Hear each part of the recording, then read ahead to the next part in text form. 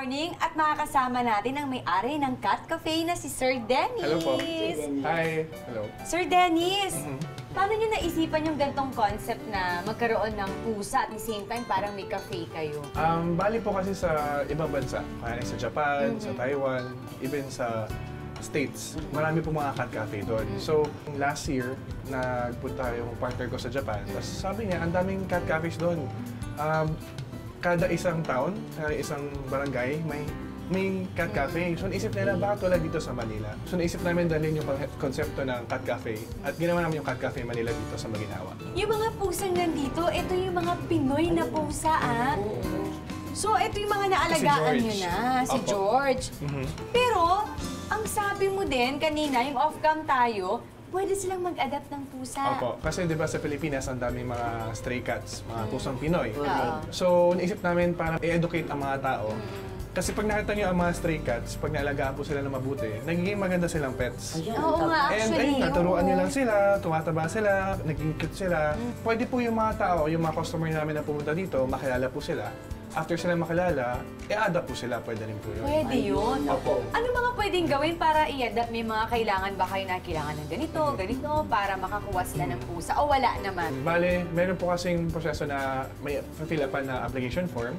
Okay. Tapos meron pong interview tsaka house visit.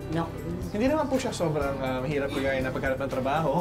So, house visit lang po para lang po malaman na ang bahay nila ay conducive para sa mga cats. So, Tama, Sir Dennis, kasi BFF, alam mo ba, pagpunta natin dito kanina, may in-invite ako na cat lover at gusto daw mag-adapt ng pusa. Bakit ang dami mong hanar? Oo, andito kaya siya ngayon, oh. Talaga? Si Miss Cecil, ayan. Ayan, hi, Mami Oo, Cecil. Cecil, ayan. Mami Cecil, mahilig daw po kayo sa pusa. Opo, since lumaliit pa ako. Kasi sa lugar namin, pag dati nasunugan kami, pusa ang niligtas ko. Hindi tao, ha? Ilang Pusa. pusa ang meron ka ngayon sa bahay niyo? 10 O, bali pusa? 11 yun, namatay na yung isa. Tapos, hindi ko alam kung sana napunta. Siyempre, iniyakan ko pa yun. Tapos, pinost ko pa sa Facebook. Ayan. Sabi ko, baka kasi nakapulog, ganun. So ngayon gusto niyo ulit mag-ampon ng Yes, pusa? kasi baka pag, siyempre, di ba, tatagalan yung mga pusa. Pag malaki sila, minsan di ko naman talaga nababantayan. So, baka mawala, at least may mga kapalitan na. So, ibig sabihin, yung mga pusang yun, ay nakuha nyo lang sa kalsada, O, kasi meron ako minsan nakita, yung pila yung paa niya. So, nung naglalaro, tapos tinawag ko lang, kasi may pampalambing dyan eh. Yung himasim yung ulo nila, saka yung dito, sa leeg. Tapos pag napakain mo, hindi naalis. Talaga? dati meron kami Oo, hindi. Yan, ganyan. Mabayot lang. Tsaka meron daw siyang 5 pusang na ampon na sabay-sabay, di ba? Tapos tinawag na, pusa, pusa. Sabi daw ng pusa, ako, gumano. BFF naman, support ka naman dyan. Ang daming pusa, oh. Para hiya. Nag-ampon na ulit si Mami Cecil. So, Mami Cecil, dito pala sa Cat Cafe ni Dennis, pwede kayo mag-adapt ng pusa. Ano kaya yung mga pwede niyang gawin tulad ng sinabi mo kanina? Okay. So, pwede po kayong kilalanin niyo po yung mga pusa po dito. Nabanggit niyo po kanina na meron kayong na-adapt na pila yung paa. Dati po meron kaming isang pusa dito, Peggy ang pangalan niya. Amputated cat po siya. Kasi meron siyang peg leg, kaya po tinawag na Peggy. What if, Sir Dennis, ganito naman? Ako naman na may dalang pusa na nakita ko sa kalsada, pwede ko bang ipunta dito para alagaan nyo? Una po sa lahat, hindi kami nagpapaalaw ng mga other cats sa labas dito. Kasi syempre hindi natin alam, baka mayroon sila mga bacteria or may sakit. Para po safe din po yung mga customers and yung mga cats dito. And secondly, kasi ang mga cats po very territorial.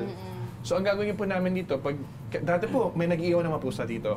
So sa labas po ng pintuan namin, naka-4 na beses na kaming naiwanan ng pusa sa labas. Ang ginagawa namin, inaabot po namin kay Lakara para sila po yung makaalaga ng At musubo. least mama test nila yung mga pusa kung okay sila. Opo. Ngayon kung okay sila, pinupunta nyo na dito. Pwede po. Bale, may nagpadala dito ng kitten na mga 1-month-old pa lang. Liit pa eh, hindi pa sila pwede dito.